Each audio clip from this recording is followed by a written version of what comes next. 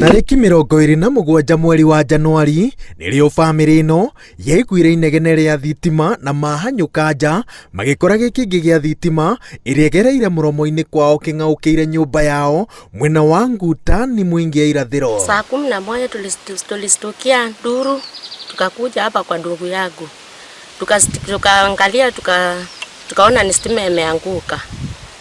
Tukakuja, mwenye hiyo nyumba akatoka akakimbia.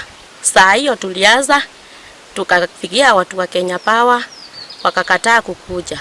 Maroiga atĩ ikaya rĩao kũrĩ kambuni ya thitima kũmehereria ũgwati ũyũ rĩkoretwo rĩkĩringa ihiga hĩndĩ ciothe magĩtũngio ciĩranĩro itakinyanagĩra na matarĩ na wa gwĩka mathamĩire Nairobi gũikaraga na mũthuri wa mũciĩ ũyũ ũrĩa nĩ mũrangĩri na mũtũrĩre wao ũcenjetie na njĩra nene. Bado tunaendelea na kuwapigia simu na wasukui.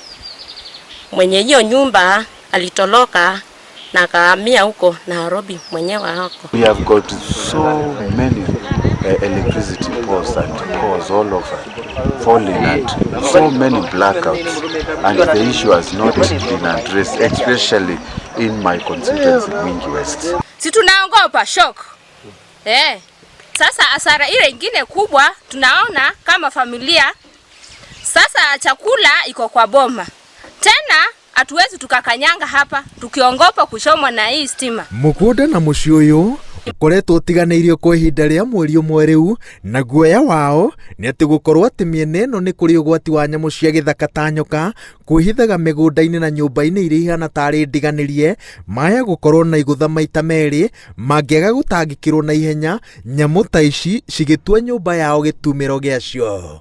Tuko na shida nyingi kwa sababu watoto wetu walikuja hapa kwa hiyo stima, na hata mtu akitoka ukienda unastukanga saa ingine, sababu unjui watoto walienda hapo bado wajienda.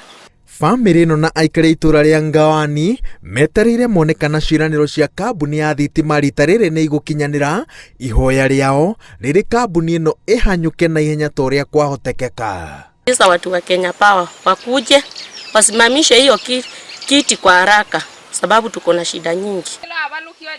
Ngĩribotera Inooro TV, njĩtagwo Waweru wa Nyambura.